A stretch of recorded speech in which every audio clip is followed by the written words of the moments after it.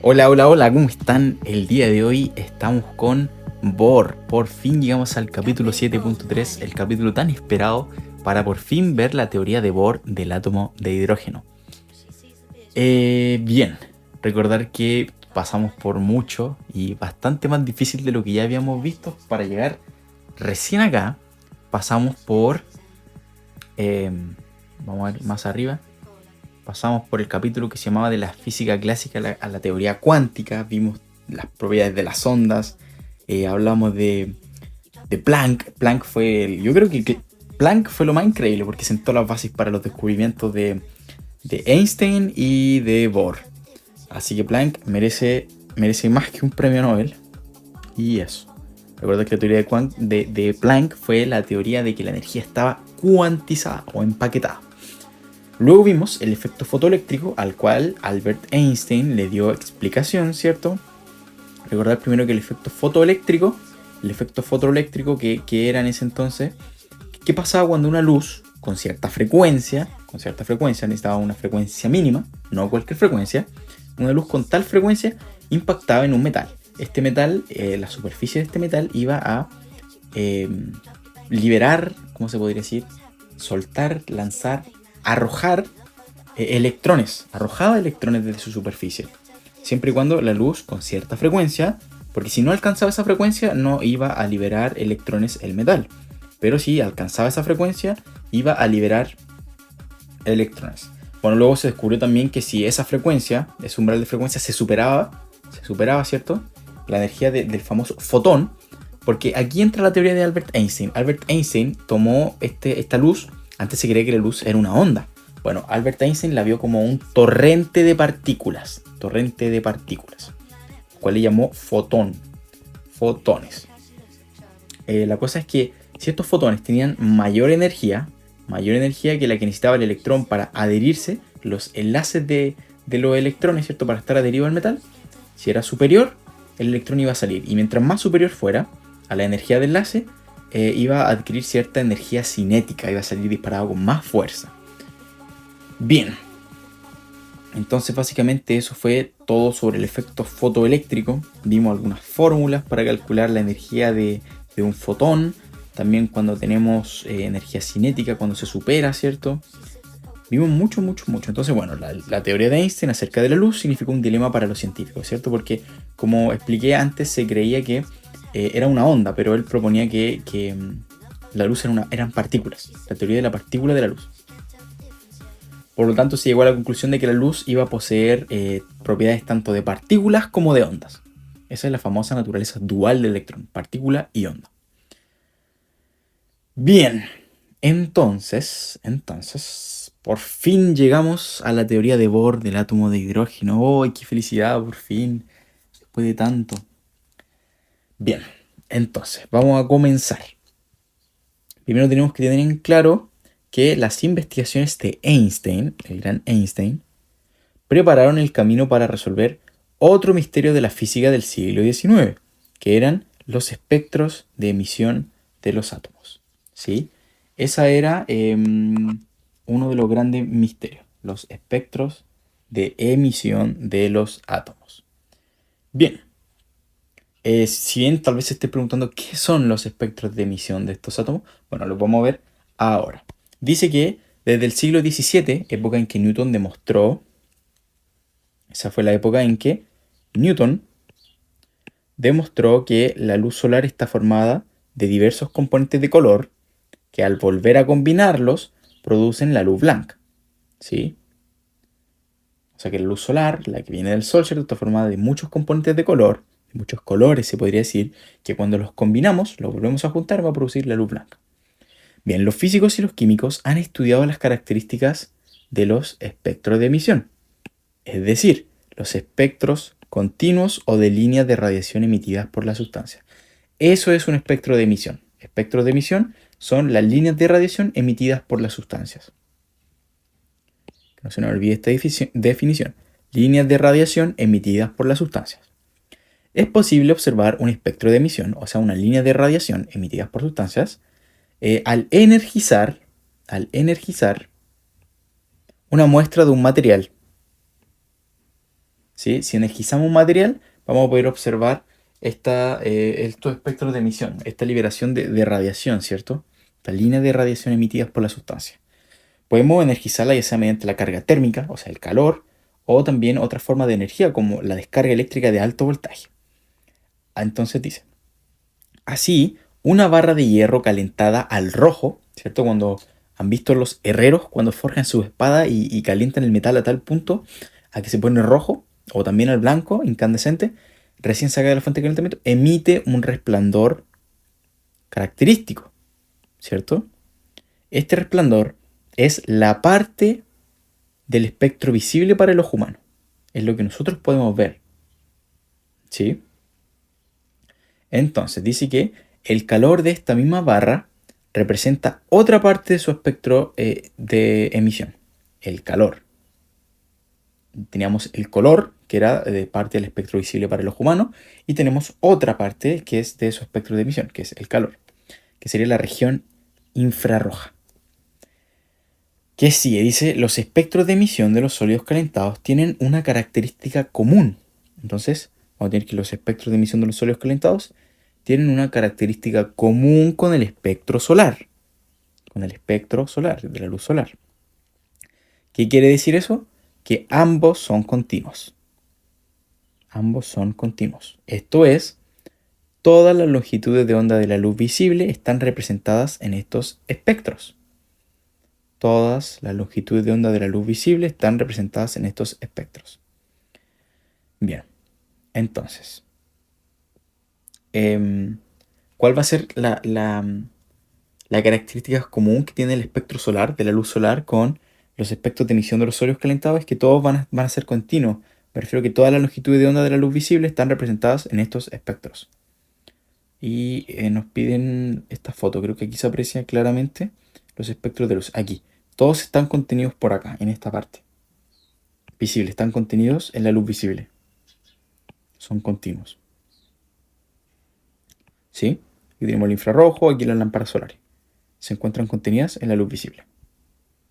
Bien, entonces continuamos. Continuamos, dice que por su parte, los espectros de emisión de los átomos, espectros de emisión de los átomos en fase gaseosa, ojo con eso, fase gaseosa, no muestran una distribución continua de longitudes de onda, del rojo al violeta. Cierto que aquí en esta foto, de que los sólidos calentados, ¿cierto? Con la luz visible, tienen continuos, o sea, van de a poco, van continuamente cambiando y muestran un espectro que va desde del infrarrojo hasta el ultravioleta, ¿cierto? Van de a poco cambiando de color, ¿cierto? Varían. Se ven que por sus longitudes de onda y esas cosas. Pero en los gases no se presentaba de esa forma. No. Dice que no. Los gases no muestran una distribución continua de longitudes de onda del rojo al violeta. Más bien, los átomos producen líneas brillantes en distintas partes del espectro visible. En distintas partes. O sea, puede ser que aquí una línea, acá otra línea, por aquí otra. O aquí una y aquí otra. ¿Comprenden? No como que van de a poco, deberían así en todas, no. No es continuo. En cualquier parte del espectro visible puede aparecer. Entonces, ¿qué dice? Vamos a repetirlo. Dice, más bien los átomos producen líneas brillantes en distintas partes del espectro visible. Estos espectros de líneas, corresponden a la emisión de la luz solo a ciertas longitudes de onda. Estos espectros de líneas corresponden a la emisión de la luz solo a ciertas longitudes de onda. La figura 7.6 muestra un esquema de un tubo de descarga que se emplea para estudiar los espectros de emisión. Luego tenemos en la figura 7.7 se muestra el color que emiten los átomos de hidrógeno en un tubo de descarga. Vamos a revisarla. Esta es la figura 7.7. Entonces tenemos A, que es todo lo que está acá arriba, y B, que es lo que está acá abajo. Bien, entonces, ¿qué tenemos en A? ¿Qué es lo que se observa?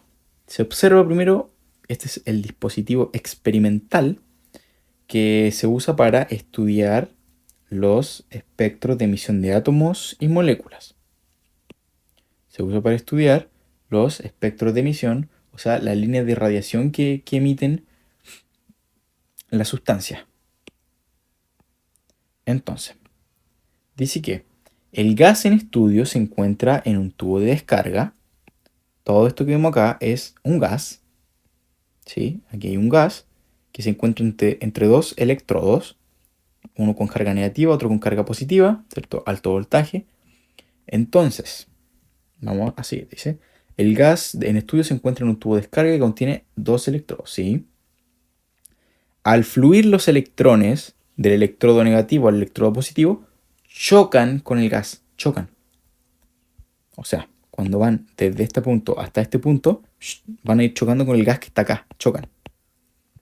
Eso es muy importante, chocan con el gas que está en el tubo de descarga. Este proceso de choque, finalmente provoca la emisión de la luz por parte de los átomos o moléculas. O sea, que choquen los electrones con el gas provoca la emisión de la luz. Dice que la luz emitida se separa en sus componentes por medio de un prisma. Cada componente de color se enfoca en una posición definida, de acuerdo con su longitud de onda, y da lugar a una imagen colorida sobre la placa fotográfica. Dice que las imágenes a color se denominan líneas espectrales. Bien. O sea que esa luz pasa por una rendija. Esa rendija va a dar a un prisma, que esta ya es la luz separada en sus componentes de color, ¿cierto? Separada en sus componentes de color. Y bueno, esos choques, recuerden que esos choques de los electrones con el gas nos dan la imagen. Entonces, con la placa fotográfica nosotros podemos apreciar los espectros de líneas que va a depender de sus longitudes de onda. La posición de esta depende de las longitudes de onda, si no me equivoco. Dice que dice, de acuerdo con su longitud de onda, claro. Bien, entonces, ¿qué tenemos en B? Tenemos el espectro de emisión de líneas de los átomos de hidrógeno. Espectro de emisión de líneas de los átomos de hidrógeno. Ok, esto es de los átomos de hidrógeno. Bien, entonces vamos a continuar. Y aquí en la 7.7 vemos el color que emiten los átomos de hidrógeno en un tubo de descarga. El color que se observa es resultado de la combinación de los colores emitidos en el espectro visible. El color que se observa es la combinación. ¿Este será la combinación, por cierto? Creo que sí. Espero que sí. Bien. Entonces, vamos a continuar. Tranquilo si aún no queda muy claro, si de a poco vamos a ir profundizando en el tema y explicando todo, así que tranquilos. Bien, dice que cada elemento tiene un espectro de emisión único. Las líneas características de un espectro atómico, se emplean en el análisis químico para identificar átomos desconocidos. De la misma forma en que las huellas digitales sirven para identificar a una persona. Esa analogía es muy buena. Entonces, cada elemento, por ejemplo el oxígeno, el carbono, el hidrógeno, va a tener su propio espectro de emisión único, sus propias líneas. Va a tener ciertas líneas características. Y gracias a eso vamos a poder identificar qué elemento, qué átomo es. Al igual que las huellas digitales sirven para identificar a una persona. Dice que cuando las líneas del espectro de emisión de un elemento conocido coinciden exactamente con una de las muestras desconocidas, es posible establecer la identidad de esta muestra. Por ejemplo, si tenemos un elemento raro que no sabemos qué es, lo ponemos en el tubo de descarga, ¿cierto? Nos da la línea del espectro de emisión. Entonces nosotros vamos a ver inmediatamente qué elemento es. ¿Sí? Vamos a poder establecer la identidad de esta muestra. Bueno, dice, aunque ya se sabía que este procedimiento sería útil en el análisis químico, el origen de estas líneas se desconocía a principios del siglo XX. En la figura 7.8 se muestran los espectros de emisión de algunos elementos. Vamos a revisarlos. Estos son los espectros de emisión, ¿cierto? Espectros de línea brillante.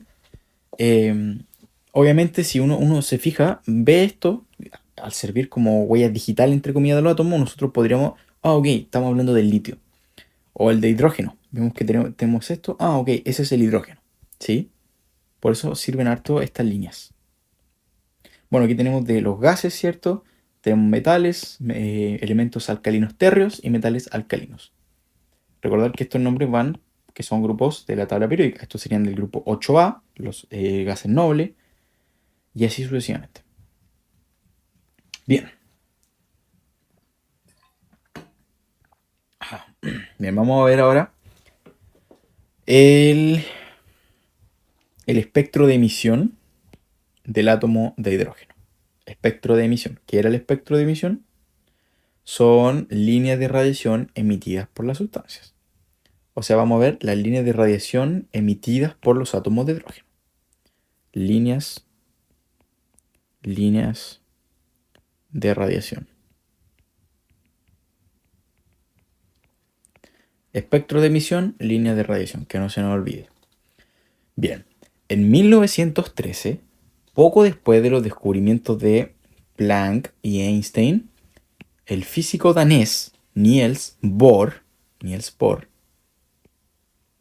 vamos a ver qué dice sobre Niels Bohr. Niels Henrik David Bohr, medio nombre, nacido en 1885 y falleció en 1962, fue un físico danés y uno de los fundadores de la física moderna. Él recibió el Premio Nobel de Física en 1922 por su teoría que explicaba el espectro del átomo de hidrógeno. Perfecto, entonces él recibió el Premio Nobel por esto, por esta teoría que vamos a ver ahora. O sea, es de total importancia, mucha relevancia. Bien, entonces el físico danés Niels Bohr dio a conocer una explicación teórica ¿de qué? Del espectro de emisión del átomo de hidrógeno. Él dio su explicación sobre la línea de radiación que emitía el átomo de hidrógeno. Bien, dice que el tratamiento de Bohr fue muy complejo y no se considera correcto en todos sus detalles.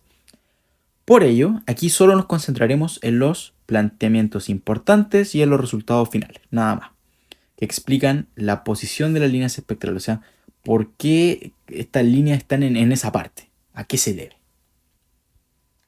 en los átomos de hidrógeno. Bien, entonces dice que cuando Bohr, me encanta subrayar a Bohr porque es un genio, cuando Bohr abordó por primera vez este problema, los físicos ya sabían que los átomos estaban formados de electrones y protones, ya se sabía en ese entonces. Consideraban el átomo como una unidad donde los electrones giraban alrededor del núcleo en órbitas circulares a gran velocidad. El último que propuso esto, si no me equivoco, fue el modelo de Rutherford. Sí, donde teníamos los protones y los neutrones en el núcleo, ¿cierto? Y teníamos los electrones girando a su alrededor. Este modelo resultaba atractivo porque semejaba el movimiento de los planetas alrededor del Sol. Sí, este es el modelo planetario de Rutherford. Se suponía en ese entonces que en el átomo de hidrógeno, la atracción electroestática entre el protón positivo y el electrón negativo. ¿Por qué pone solar y planetario? Porque el protón era el centro, el Sol, y los planetas giran alrededor, planetario, los electrones.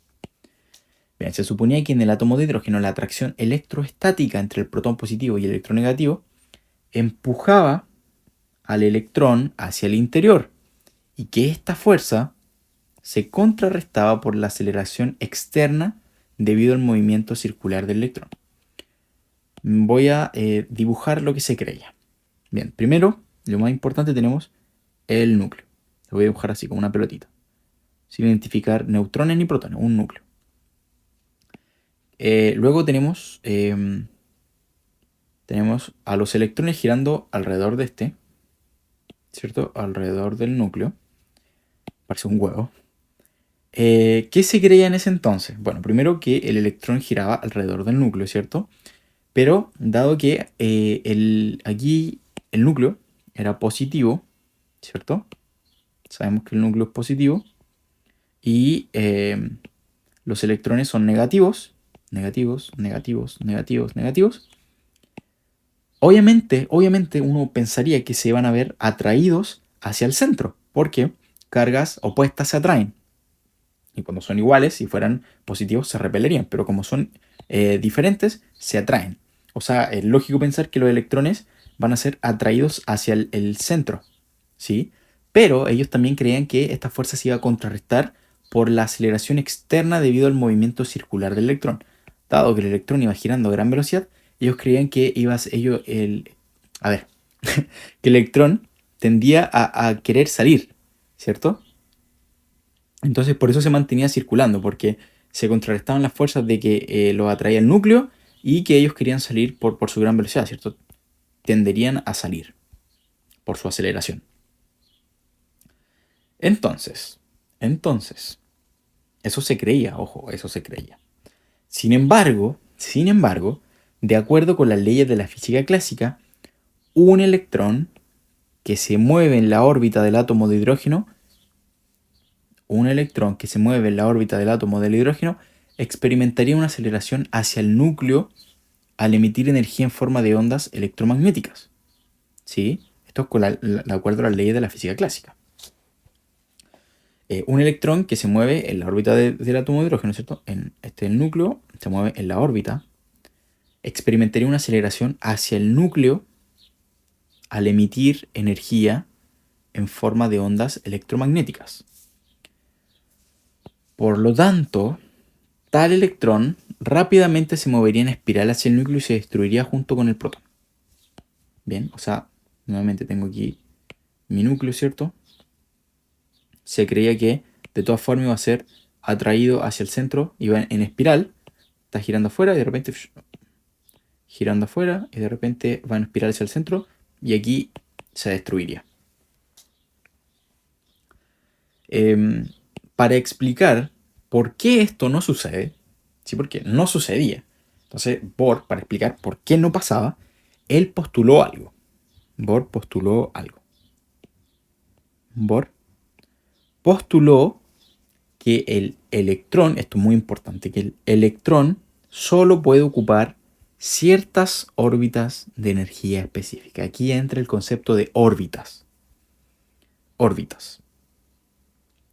Entonces Bohr explicó por qué no pasaba que el electrón iba a girar en espiral, iba a entrar al núcleo, iba a explotar, se iba a destruir. Él explicó que eso no pasaba. ¿Por qué? Porque él primero propuso que el electrón solo podía ocupar ciertas órbitas de energía específica.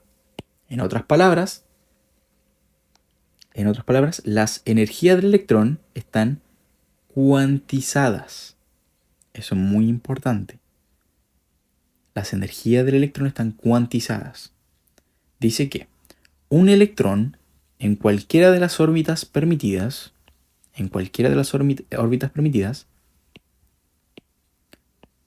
no se moverá en espiral hacia el núcleo y por lo tanto no radiará energía. ¿Sí? No va a ir emitiendo energía porque sí. Bohr atribuyó la emisión de radiación de un átomo, un átomo emitía radiación, de hidrógeno energizado, ¿cierto?, a la caída del electrón de una órbita de energía superior a una inferior. A la caída del electrón de una órbita de energía superior a una órbita inferior y a la emisión de un cuanto de energía, fotón, en forma de luz. Bien. Para resumir, para explicar bien, ¿sí? Se sabía que los átomos emitían radiación, ¿cierto? Emisión de radiación de un átomo de hidrógeno energizado. ¿Y a qué se le atribuyó eso? Primero se creía que era porque iban girando en espirales, ¿cierto? Llegaban ahí y explotaban. No. Primero, el Bohr planteó que los electrones solo podían ocupar niveles de energía específicos. Por ejemplo, aquí tenemos un nivel, aquí otro nivel y así. Y él explicaba que la forma en la que los átomos, o los átomos de quien sea, en este caso del hidrógeno, emitía la radiación, era cuando bajaba su nivel. Cuando pasaba de un nivel a otro, o sea, de un orbital de energía superior, a uno de energía inferior. Este es el orbital 3, este es el orbital 2 y este es el orbital 1. Entonces, al pasar, por ejemplo, del 3, el electrón, al 2, emitió radiación en forma de fotón. Se emitía un fotón. De esa forma, como dice, a emisión de un cuanto de energía. Se emitía de un cuanto de energía, un fotón, en forma de luz. O sea, el átomo, al pasar de un nivel a otro, iba a emitir un cuanto de energía, un fotón, en forma de luz. Bien, aquí tenemos la explicación de la figura 7.9. Dice que es el proceso de emisión en un átomo de hidrógeno excitado. Según la teoría de Bohr, un electrón que originalmente se encuentra en una órbita de mayor energía, en este caso N3, que es la de afuera, cae hacia una órbita de menor energía, N2, y como resultado se desprende un fotón con energía hv. O sea, recordar que esta es la fórmula de la energía de un fotón. Esta es la constante de Planck por la frecuencia. El valor de la energía del fotón es igual a la diferencia de energías entre las dos órbitas ocupadas por el electrón durante el proceso de emisión. ¿Sí? Para fines de simplicidad se van a mostrar solo 3 órbitas. O sea que el fotón que se va a desprender, la energía que va a tener, va a ser igual a la diferencia de energía del orbital 3 y la del orbital 2. O sea, de los dos orbitales a los que interactúen, la diferencia de energías entre los dos orbitales que ocupaba van a ser iguales a la energía del fotón. Bien, entonces dice, así el Bohr demostró que las energías que tiene el electrón en el átomo de hidrógeno están dadas por energías que tiene el electrón. O sea que esta fórmula nos muestra las energías que tiene el electrón. Energías que tiene el electrón. Así se calcula, de esta forma. De esta forma se calcula. Bien. ¿Cierto? Energía que tiene el electrón. Donde RH, ¿cierto? Aquí hay un RH. RH es la constante de Rydberg.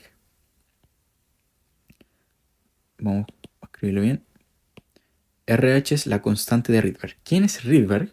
Bueno, Johannes Robert Rydberg, nacido en 1854, fallecido en 1919, fue un físico sueco y la principal contribución de Rydberg a la física fue su estudio de los espectros de líneas de muchos elementos. Entonces, esta RH va a ser la constante de Rydberg.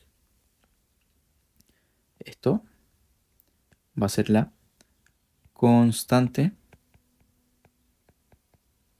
de Rydberg. Constante de Rydberg. Perfecto.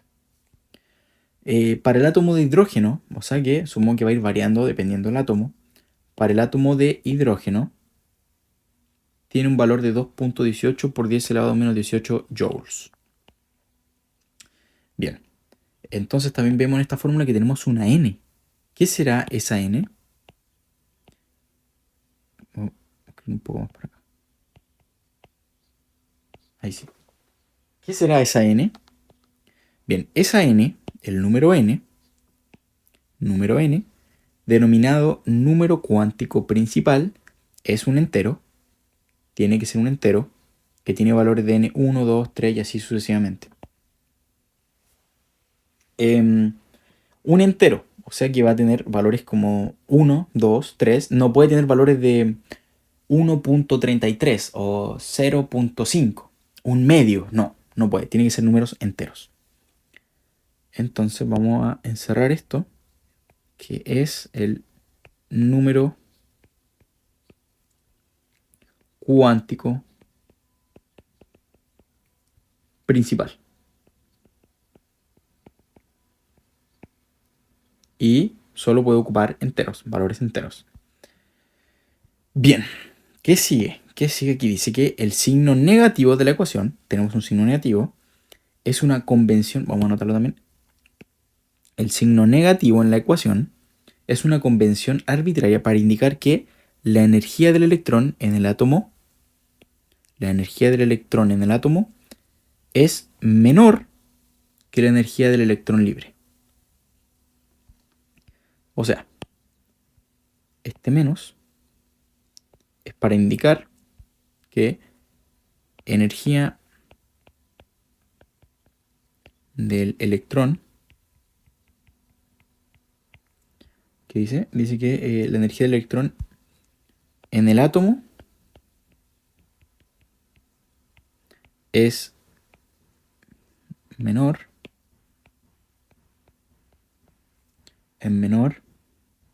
que la energía del electrón libre. Que la energía del electrón, eso significa electrón libre. Listo. Es decir, un electrón situado a distancia infinita del núcleo. Es el electrón libre. El electrón situado a distancia infinita del núcleo. A la energía, ¿qué dice? Dice, a la energía de un electrón libre, se le asigna un valor arbitrario de 0.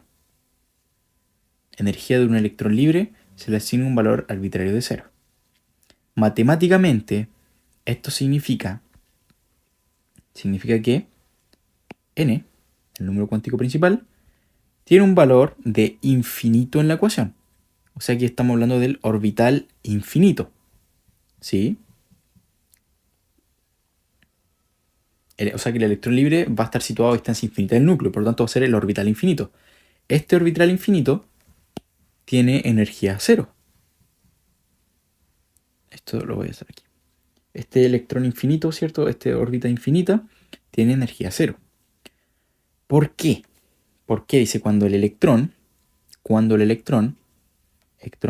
se acerca más al núcleo, o sea, cuando n disminuye, la energía de ese orbital aumenta su valor absoluto, pero también lo vuelve más negativo. ¿Sí? Dice que su valor más negativo se alcanza cuando n es igual a 1 y corresponde al estado energético más estable. O sea, cuando el número cuántico principal es 1, orbital 1, tenemos el estado energético más estable. Ese estado se conoce como estado fundamental. El estado más estable es el estado fundamental. O nivel basal, como de reposo. Y corresponde al estado de energía más bajo de un sistema. Estado de energía más bajo de un sistema, en este caso de un átomo. O sea, el estado fundamental, el estado de reposo, cuando n es igual a 1, es el estado de energía más bajo del átomo. La estabilidad del electrón, del electrón disminuye para n es igual a 2, 3 y así sucesivamente. Mientras cuando es distinto de 1 y va aumentando, la estabilidad del electrón va disminuyendo, se vuelve inestable. Cada uno de estos niveles es un estado excitado o nivel excitado. O sea, cuando va a ser n distinto de 1, porque 1 es el estado fundamental, nivel basal de reposo, y cuando es distinto de 1 puede ser 2, 3, y así sucesivamente hasta infinito, vamos a tener un estado excitado, un estado de nivel excitado. ¿Y qué va a pasar? Y tiene mayor energía que el estado fundamental. Mayor energía que el estado fundamental. Mayor energía que el estado fundamental. Se dice que un electrón de hidrógeno está en estado excitado cuando n es mayor que 1. O sea, no sé si me explico. El electrón del hidrógeno va a estar excitado cuando n va a ser mayor que 1. O sea, si n es 2, 3, 4 y así sucesivamente, va a estar en estado excitado. Pero en cambio, cuando está n igual a 1, en su número cuántico principal 1, va a estar en estado fundamental. Recordar también que cuando está excitado tiene mayor energía que el estado fundamental. O sea, cuando n, a medida que avanza n, va a tener mayor energía. Y bueno, n igual a 1 va a ser el nivel de energía mínimo que puede tener. Bien, dice en el modelo de Bohr, el radio de cada órbita circular, depende del número cuántico principal al cuadrado, el radio, o sea, qué tan grande va a ser la órbita, ¿sí? De modo que cuando n aumenta desde 1 hasta 2 o 3, el radio de la órbita aumenta muy rápido. Por consiguiente, cuanto mayor sea el estado excitado, el electrón se encuentra más lejos del núcleo y este lo retiene con menor fuerza. El núcleo va a aplicar menos fuerza electrostática a él. Bien. Entonces, ¿qué sigue? Dice que la teoría de Bohr ayuda a explicar el espectro de líneas del átomo de hidrógeno. La energía radiante, ojo con eso. Uy, muy grande. Nuevamente, ahí está. La energía radiante que absorbe el átomo hace que su electrón pase de un estado de energía más bajo, un valor menor de n, ¿cierto?, a otro estado de mayor energía, caracterizado por un valor mayor que n. Bien, vamos a volver a leerlo. Entonces, nuestra teoría de Bohr, ¿cierto?, va a ayudar a explicar el espectro de líneas del átomo de hidrógeno. El espectro de línea, ¿cierto? ¿Qué era el espectro de línea y todas esas cosas? Recordar. Lo anotamos por acá. ¿Dónde está? Aquí está. El espectro de emisión es la línea de radiación. Espectro de línea, la línea de radiación que ejercen los gases. Bien, entonces la energía radiante que absorbe el átomo hace que su electrón pase de un estado de energía más bajo, un valor menor de n, a otro estado de mayor energía. O sea, cuando el átomo, el electrón, absorba energía, va a pasar a un nivel mayor, ¿sí? A un estado de mayor energía. Va a subir, ¿cierto? Por ejemplo, al estar del nivel 2, al pasar al nivel 3, va a subir a un nivel de mayor energía. Él, cuando absorba energía de radiación, va a poder subir a un estado de mayor energía. Perfecto. Dice, por el contrario, cuando el electrón se mueve desde un estado de mayor energía a otro de menor energía, o sea, lo que vimos acá, cuando está en un estado de mayor energía y baja a uno de menor energía, se emite energía radiante en forma de un fotón. ¿Sí? Bien, entonces tenemos dos casos. Primero, cuando el electrón pasa a un nivel, es cuando absorbe energía radiante, sube a otro nivel, ¿cierto? Perfecto. Y tenemos el otro caso cuando baja, y cuando baja emite un fotón, emite la energía radiante en forma de fotón. Entonces dice que el movimiento cuantizado, ojo con eso, movimiento cuantizado del electrón desde un estado de energía a otro es análogo al que tiene una pelota de tenis en una escalera. Figura 7.10. Bien, esto aquí es una analogía mecánica de los procesos de emisión. La pelota puede descansar en cualquier peldaño, pero no entre ellos. Dice que la pelota puede parar en cualquier peldaño, pero nunca entre estos. ¿Sí? Pensemos en una pelota que está en una parte alta y baja a otro nivel. Baja a la escalera. La pelotita va a bajar en los peldaños, va a quedarse quieta. Nunca se va a quedar quieta aquí en el aire, en esta parte, o aquí. ¿Cierto? Baja a los peldaños. Ahí se puede quedar. Entonces la pelota, ¿cierto? Puede parar en cualquier peldaño, pero nunca entre estos.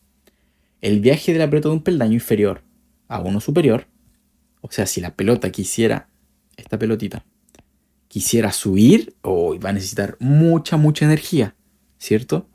Mucha energía. Pero en cambio, cuando baja a un nivel, le va a ser mucho más fácil. Va a liberar energía, ¿cierto? Entonces dice que de un peldaño inferior a uno superior demanda energía, pero si pasa de un peldaño más alto a uno más bajo, el proceso libera energía.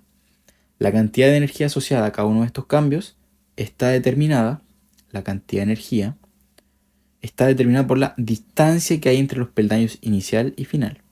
¿Cómo hacer cuánta energía hay? Fácil, vamos a calcular la distancia que hay entre los peldaños inicial y final. O sea, de donde estaba el electrón hasta donde inició y donde terminó. De la misma manera, la cantidad de energía necesaria. La cantidad de energía necesaria para mover un electrón en el átomo de Bohr depende de la diferencia de los niveles de energía entre los estados inicial y final. Entonces, voy a repetir eso. La cantidad de energía necesaria que va a necesitar el electrón para moverse va a depender de qué? De la diferencia que hay en los niveles de energía entre los estados inicial y final.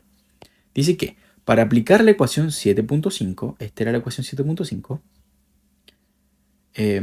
al proceso de emisión en un átomo de hidrógeno, supongamos que el electrón está inicialmente en un estado excitado.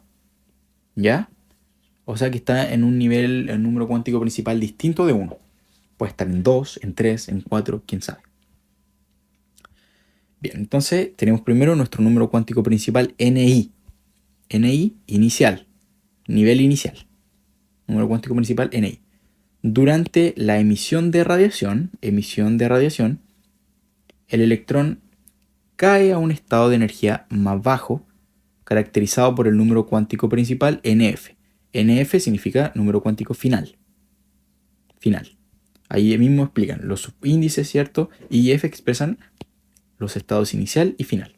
Entonces, primero pensemos que tenemos nuestro electrón, está en un nivel I, que es nuestro nivel inicial, y se emite radiación. Entonces uno supone el tiro que el electrón cae a un estado de energía más bajo. Ese número cuántico se va a llamar F, porque es su estado final. Partió desde un lugar y cayó a otro, a uno más bajo. Ese es el final. Su destino, este fue su destino inicial, punto de partida, punto final. Ahí llegó. Entonces, ese estado de menor energía, puede ser otro estado excitado, ¿cierto? Puede que haya pasado del 4 al 3, del 7 al 5, 7 al 6, quién sabe. O también puede haber pasado del 2 al 1, a su estado fundamental. Bien, entonces la diferencia de energía entre los estados inicial y final es la siguiente, ¿cierto? Esto significa diferencia. La diferencia de energía entre los estados final e inicial, ¿sí? ¿Cómo podemos calcular esto? La diferencia de energía. ¿Por qué queremos calcular la diferencia de energía? Porque recuerden que para calcular la cantidad de energía que se necesita, o sea, la cantidad de energía necesaria para mover un electrón, se calcula de esta forma, con la diferencia de energía. Sería energía final menos la energía inicial. ¿Y cómo calculo la energía final o la energía inicial? Bueno, con la ecuación 7.5, utilizando el coeficiente de, ¿cómo se llamaba la persona? Rydberg. Perfecto. Entonces, de esta forma, vamos a utilizarlo. ¿Sí? Recordar que este es el número cuántico final, número cuántico inicial, coeficiente de Rydberg. Este menos significaba que el electrón en el átomo tenía menor energía que el electrón libre. Bien, por lo tanto, al reemplazar nuevamente, vamos a tener esto. La energía final menos la energía inicial. Y al resolver todo eso nos va a dar esto. O sea, nuestra diferencia de energía es esto. Se calcula de esa forma. Dado que esta transición lleva a la emisión de un fotón de frecuencia V y energía HV, ¿cierto? Porque claro, cuando pasa a un estado de menor energía, libera un fotón. El fotón claramente tiene que tener energía y frecuencia. Entonces ahora podemos reescribir que la diferencia de energía va a ser igual a la energía del fotón. Y eso obviamente va a ser igual a nuestra nueva ecuación. Bien, entonces sigamos. Dice, cuando se emite un fotón, o sea, ¿cierto? Bajó un nivel y se emitió un fotón. Y me dicen que, cuando se emite un fotón, el estado inicial tiene que ser mayor que el estado final. O sea, tiene que estar en una órbita la órbita inicial de donde parte su viaje tiene que ser mayor a la donde termina su viaje. De esa forma se va a emitir un fotón. En consecuencia, el término entre paréntesis es negativo. Es negativo. Y me dicen que la energía, la diferencia de energía, es negativo. Dice que la energía se pierde hacia el área circundante. Bien, si no entienden, no se preocupen, lo voy a volver a repetir. Entonces, cuando se emite un fotón, ¿cierto? Hay que entenderlo primero. Cuando se va a emitir un fotón, la única forma en la que se emite el fotón es que inició en un estado de energía más alto y pasó a un estado de energía más bajo, de menor energía. De esa forma liberó un fotón. Por lo tanto, el nivel inicial tiene que ser mayor que el nivel final para que se emita un fotón. Entonces, en consecuencia de que se emita un fotón, ¿cierto? El término entre paréntesis, esto que está acá, es negativo. Es negativo. A ver, un momento.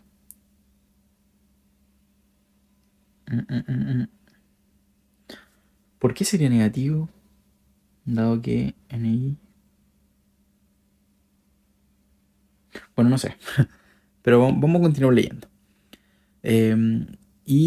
Delta E es negativo. Porque la energía se pierde hacia el área circundante. Cuando se absorbe energía, en cambio, bien, ahora nos van a explicar, cuando se absorbe energía, o sea que en el estado inicial es menor que el estado final, o sea que partió de un número cuántico de una órbita más pequeña y pasó a una órbita más grande. Eso requiere energía. Cuando se absorbe energía, el número cuántico inicial menos el número cuántico final, o sea, es menor el número inicial que el número final, y el término entre paréntesis es positivo. Es positivo. Por lo que delta E, o sea que la diferencia de energía, ahora es positiva. Bien, dice que cada línea, vamos a anotar eso, cada línea del espectro de emisión del átomo de hidrógeno corresponde a determinada transición en este átomo. Cada línea, ¿cierto?, del espectro de emisión va a corresponder a determinada transición en este átomo. Dice que cuando analizamos muchos átomos de hidrógeno, observamos todas las transiciones posibles. Todas las transiciones posibles. Y por consiguiente, las respectivas líneas espectrales. La brillantez de una línea del espectro depende del número de fotones emitidos con la misma longitud de onda. La brillantez, entonces, va a depender del número de fotones, no de la cantidad de energía, sino del número de fotones. Mientras más brillante sea la línea del espectro, significa que hay más fotones. Más fotones con la misma longitud de onda. Bien, ¿qué sigue? Dice, el espectro de emisión del hidrógeno abarca una amplia gama de longitudes de onda. Amplia gama de longitudes de onda. El espectro de emisión del hidrógeno abarca una amplia gama de longitudes de onda. Perfecto. Desde el infrarrojo hasta el ultravioleta. En la tabla 7.1 se indican la serie de transiciones para el espectro de este átomo que lleva el nombre de sus descubridores. La serie de Balmer fue más fácil de estudiar porque muchas de sus líneas caen en la región visible. Ok.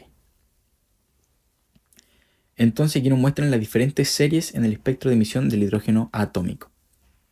Aquí tenemos que si su estado final es 1 y su estado inicial es 2, o sea, cayeron, liberaron un fotón, el fotón va a ser bastante energético y va a quedar en el ultravioleta. Ahora bien, si pasó de un estado excitado a otro estado excitado, va a quedar en la línea va a estar en la región visible y ultravioleta. Lo mismo acá, si pasan del nivel 4, 5, 6 y bajan a otro nivel excitado, que es el 3, que también tiene alta energía, infrarrojo. Y también infrarrojo. Bien. Entonces, vamos a seguir leyendo. Dice, el esquema de la figura 7.9 representa una sola transición. el esquema de la figura 7.9, esta. Este es el esquema de la figura 7.9. Representa una sola transición. Claro, pasó de aquí a acá, una sola transición. Dice que el esquema de la figura representa una sola transición. Sin embargo, se obtiene más información cuando las transiciones se expresan como en la figura 7.11. Wow. Bien, esta es la figura 7.11. Aquí se ven las transiciones del electrón en sus diferentes órbitas. Así que vamos a leer qué dice. Dice que son los niveles de energía en el átomo de hidrógeno y las diferentes series de emisión. Cada nivel de energía corresponde a la energía asociada al estado energético permitido por una órbita, tal como Bohr lo postuló y se mostró en la figura 7.9. Las líneas de emisión se han nombrado de acuerdo con el esquema de la tabla 7.1, o sea, de las personas que los descubrieron. Ok, aquí tenemos la energía, o sea, los niveles. Nivel 1, que es el nivel de... ¿Cómo se diría? Nivel del estado basal, el estado fundamental. Y luego vamos en aumento, ¿cierto? Tenemos hasta el infinito. Bien, dice que cada línea horizontal representa un nivel de energía. Cada línea horizontal representa un nivel de energía permitido por el electrón del átomo de hidrógeno. Estos niveles se indican con su número cuántico principal. Ok. Un nivel de energía permitido. Perfecto. Bien, dice que el ejemplo 7.4 muestra el empleo de la ecuación 7.6. Ejemplo 7.4. Estamos buscando el 7.4. 7.4. Aquí está. 7.4. ¿Y qué se supone que nos muestra el 7.4? Wow. Bueno, no sé qué decía en la ecuación 7.6. ¿Cuál es la ecuación 7.6? ¿Dónde la tengo? 7.5, 7.6. Ah, claro, el nivel de energía. Ok, entiendo. Bien, entonces, ahora tenemos un ejemplo perfecto, que es el ejemplo 7.4. Ah, claro, ejemplo 7.4. Yo yendo a buscar arriba. Bien, este es el ejemplo 7.4 y nos va a mostrar cómo se emplea la ecuación 7.6 para calcular la diferencia de energía. Bien, me dice, ¿cuál es la longitud de onda en nanómetros? En nanómetros de un fotón, de un fotón, de un fotón emitido durante la transición del estado inicial 5 al estado número 2 en el átomo de hidrógeno. Perfecto. ¿Cómo lo resuelve el libro? La estrategia dijo, tenemos la información de los estados inicial y final, eso es cierto, en el proceso de emisión. Podemos calcular la energía del fotón emitido mediante la ecuación 7.6. Después, a partir de las ecuaciones 7.2 y 7.1, podemos encontrar el valor de la longitud de onda del fotón. En el texto se proporciona el valor de la constante de Rydberg. Bien, con base a la ecuación 7.6 escribimos lo siguiente. ¿Sí?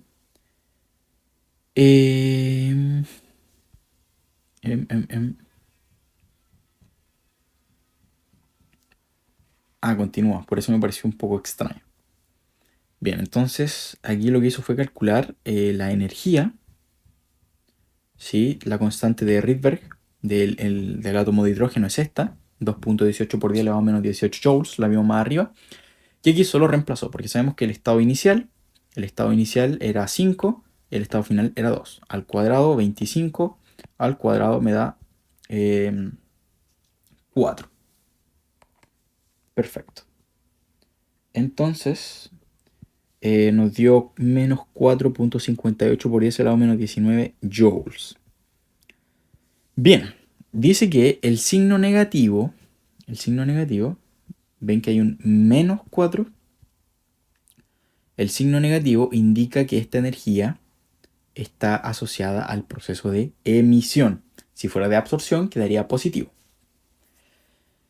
Bien, entonces el signo negativo indica que esta energía está asociada al proceso de emisión. Bien, como habíamos visto más arriba, ¿cierto? El signo negativo, ¿qué va a indicar el signo negativo? Que la energía está asociada al proceso de emisión. Recordar eso. La energía está asociada al proceso de emisión. Si fuera el proceso de absorción, la energía, la diferencia de energía sería positiva. Bien, dice que para calcular la longitud de onda, omitiremos el signo menos de delta E, porque la longitud de onda del fotón debe ser positiva. Debido a que esto. Podemos calcular la longitud de onda del fotón. Sí, la longitud de onda del fotón. ¿Por qué? Porque la delta E va a ser igual a la energía del fotón. Energía del fotón. Entonces, ¿qué hacen acá? ¿Qué hacen acá? Es... Ah, claro, claro. Bien. Sí, ahora comprendo. Em, longitud de onda. Longitud de onda es lo mismo que tener la velocidad de la luz partido por la frecuencia. Eso estamos claros. ¿Por qué? Porque deriva de la fórmula de que la frecuencia es igual a la velocidad de la luz, ¿cierto? Partido por la longitud. Y ahí se puede sacar la variable de longitud. Entonces, vamos a tener la velocidad de la luz multiplicado por la velocidad de la luz multiplicado por el coeficiente de Planck, ¿cierto? Que es este de acá. Luego tenemos la velocidad de la luz de 3.00 por 10 elevado a 8 metros por segundo, el coeficiente de Planck. Y luego podemos dividir, ¿cierto?, por la diferencia de energía que calculamos más arriba, acá. Esto. Y se omite el signo negativo porque las longitudes son positivas. Y aquí lo que hicieron fue transformarlo a nanómetros, porque así lo pedía el ejercicio. Y dio 434 nanómetros. Eso fue la longitud de onda del fotón, porque eso nos pedían calcular la longitud de onda del fotón en nanómetros. Verificación. La longitud de onda se encuentra en la región visible de la región electromagnética. Esto coincide con el hecho de que, como NF es igual a 2, esta transición da origen a una línea espectral en la serie de Balmer. ¿Sí? Fijémonos que dio 434 nanómetros. 434 nanómetros. 434 nanómetros, que no se nos olvide. 434 nanómetros. La luz visible se encuentra en esto. O sea que la longitud de onda de ese átomo de hidrógeno está por acá, creo, 434. Sí, como por esta parte. ¿Sí? Entonces, viendo la otra figura, que son los coeficientes de aquí, serie de Balmer. ¿Tiene sentido? Porque pasó del 3 al 2, creo. No, pasó del 5 al 2, sí. Y esto calza con la serie de Balmer. Estas son las líneas de emisión y calza perfectamente con la serie de Balmer, ¿cierto? Lo vemos de este color, tal cual lo encontré, cerca del ultravioleta. Muy bien. Calza perfecto con la serie de Balmer. Bien, muy bien. Entonces, ahora me dan un ejercicio de práctica. Lo vamos a resolver de inmediato. Si es muy largo, claramente lo voy a dejar casi listo, solo calcular el resultado, pero vamos a ver qué se puede lograr con esto, porque también tenemos que hacer la revisión de conceptos. Bien, me dicen en el ejercicio de práctica cuál es la longitud de onda en nanómetros de un fotón emitido durante la transición del estado. Inicial 6, final 4. Perfecto, emitió un fotón porque el estado inicial es más alto que el estado final en el átomo de hidrógeno. Bien, lo veo facilito. Así que vamos a resolverlo de inmediato. Perfecto. ¿Dónde lo voy a hacer para tener espacio de tantos cálculos que voy a realizar? Lo voy a realizar por acá, yo creo, sí, por el lado. Bien, primero me piden longitud de onda. Lo voy a anotar acá. Longitud de onda en nanómetros. Nanómetros. No sé qué es. No sé cuál, entonces tengo que calcularlo. Bien. Entonces lo primero que se hace es calcular la energía. Las diferencias de energía, ¿cierto? Diferencias de energía. Recordar que como se está emitiendo un fotón, es negativo. Va a ser negativo nuestro resultado. Así que lo voy a poner de inmediato. Vamos a calcular. Primero necesito el coeficiente de. El coeficiente de. Siempre se me olvida el nombre. El coeficiente de Rydberg. Ya, el coeficiente de Rydberg. El coeficiente de Rydberg es de 2.18 por 10 elevado a menos 18 joules. ¿Sí? Ese coeficiente de Rydberg se multiplica por nuestra fórmula que era 1 partido por el nivel inicial, si no me equivoco. Sí, nivel inicial al cuadrado. Menos el otro. Bien, el nivel inicial de este ejercicio es 6. 6 al cuadrado, que es lo mismo que tener 36. Y el nivel final es 4. 4 al cuadrado es 16. Perfecto. Creo que ahí estaría bien. Sí, perfecto. Entonces vamos a calcular. Vamos a calcular de inmediato. Voy a utilizar la calculadora, obviamente, porque sí. Bien, entonces primero voy a resolver lo que está entre paréntesis para hacerlo más rápido. Así que esto es 2.18 por 10 elevado a menos 18 joules. Y eso de ahí me va a dar eso menos.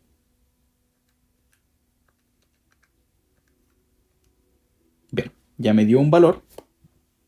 De hecho, no, me voy a saltar de inmediato todo. Ya me dio un valor. Ah, comprendo de dónde sale el valor negativo.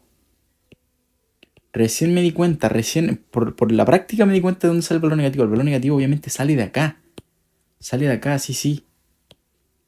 De que la energía se desprende hacia el área circundante. La energía se desprende hacia el área circundante. Claro, claro. Claro, porque esto de acá me va a dar menos, ya me dio un número negativo. Súper bien, súper bien. Bueno, entonces lo vamos a calcular eso por 2.18 por 10 elevado a menos 18 joules. Eso me va a dar, wow, me dio un número gigantísimo. Que es menos, es menos 7.57 aproximé. No sé si está correcto la aproximación. Por 10 elevado a menos 20. Bien. Este fue mi valor de energía. Joules. Claramente joules. Claro, por eso es negativo. Es negativa la energía del fotón porque la energía se desprende hacia el área circundante. Bien, ya tengo la energía. Entonces, luego de calcular la energía y teniendo en cuenta que delta E es igual a la energía del fotón, ¿cierto? Podemos calcular muchas cosas. Esto lo voy a...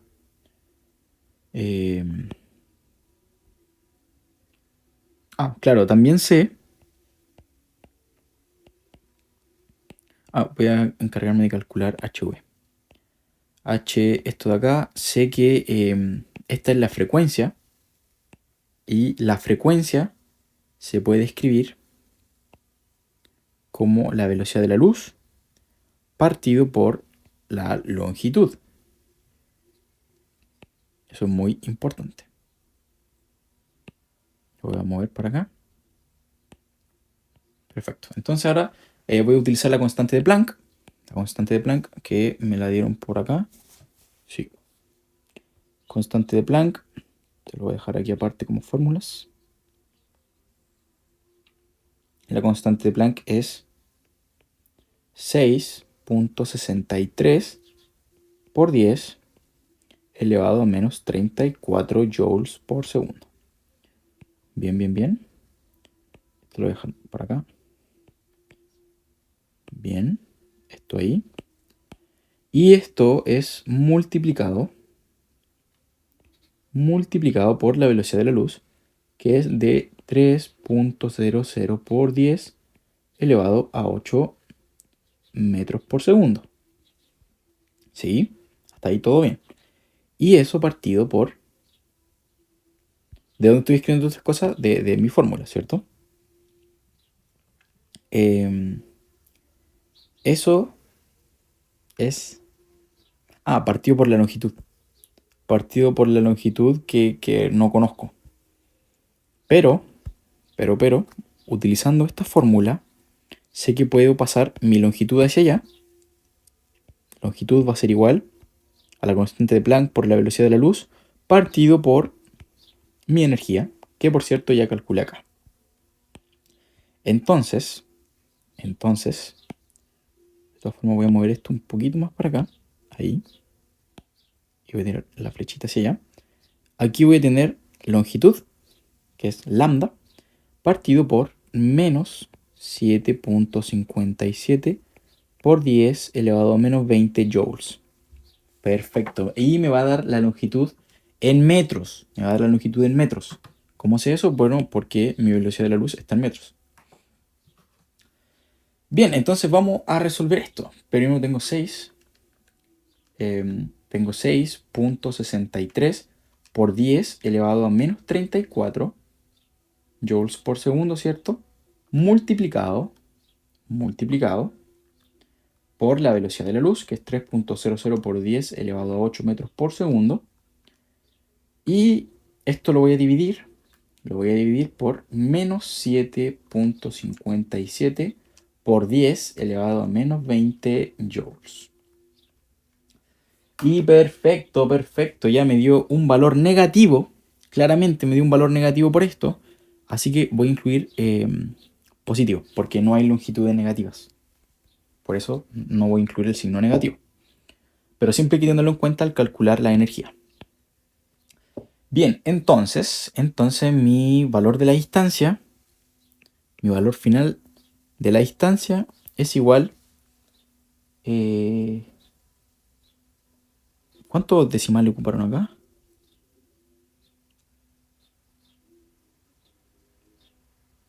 2. Ya, voy a ocupar 2 también. Esto es lo mismo que tener 2.6 por 10 elevado a menos 6. Eso me dio aquí, metros. Pero me lo están pidiendo en nanómetros. Tengo que convertirlo. Y bien, para convertir, simplemente voy a multiplicar mi resultado por la conversión de que un nanómetro, uy, está re feo, por un nanómetro, ¿cierto? Ahí sí. Es lo mismo que tener 1 por 10 a la menos 9 metros. Entonces, ¿qué pasa aquí? Se simplifican los metros y simplemente tengo que dividir. Y me va a dar que tengo 2.6 por 10 elevado a menos 6. 2.6 por 10 elevado a menos 6, ¿cierto? dividido en 1 por 10 elevado a la menos 9 me va a dar 2600 nanómetros. Terminamos el ejercicio. Wow, fue largo.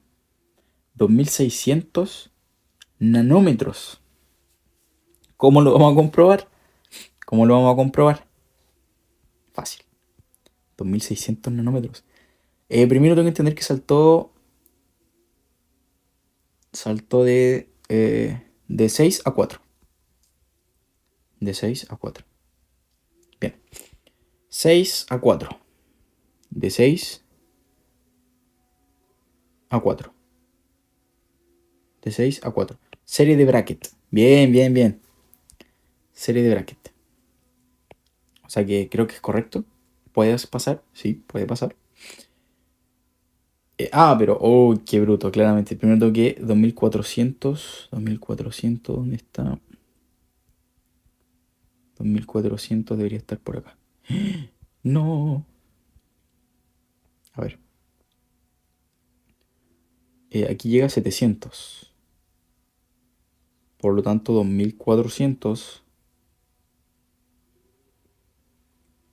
2400 debería estar como por acá, ¿o no?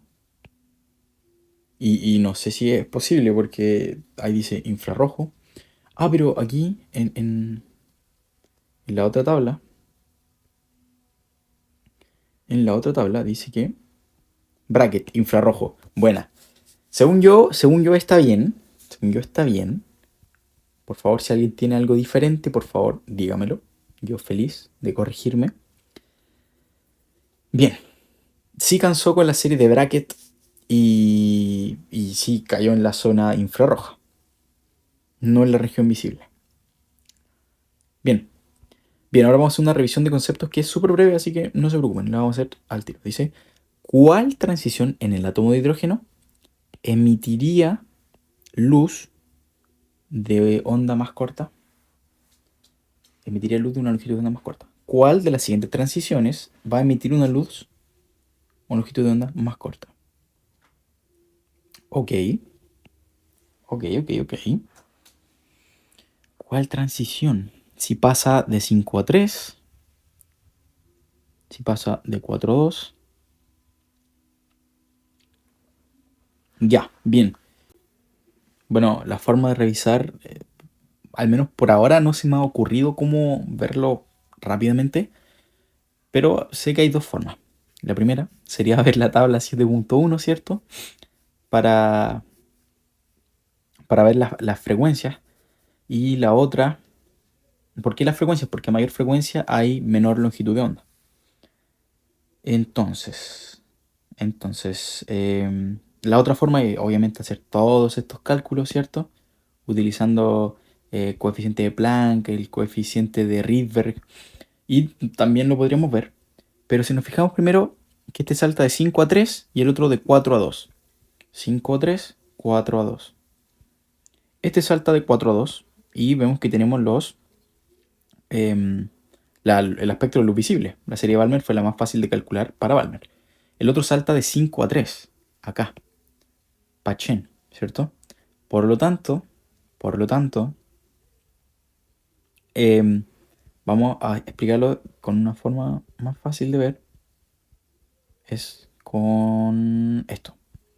Dado que aquí se encuentra la luz visible,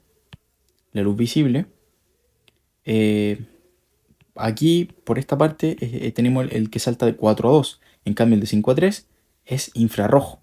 Se encuentra por acá. Aquí tenemos la longitud de onda. Longitud de onda mayor, ¿cierto? Tenemos aquí. Y estos van a tener longitudes de onda menor, los visibles. Por lo tanto, los que tienen la longitud de onda más corta, como nos preguntan, va a ser claramente este. Pero obviamente no sé si es considerado hacer trampa ver la tabla. Y obviamente igual también pudimos haber hecho los cálculos, pero no hubiéramos demorado mucho. Bien, entonces eso sería el capítulo de hoy. Dice que en la sección Química en Acción de las páginas 290 y 291 se analiza un tipo especial de emisión atómica, los láseres. Ok, entonces para resumir todo lo que vimos, tenemos que quedarnos simplemente con tener que los espectros de emisión son líneas de radiación que liberan ciertas sustancias, en este caso el átomo de hidrógeno, que fue el que estudió Bohr.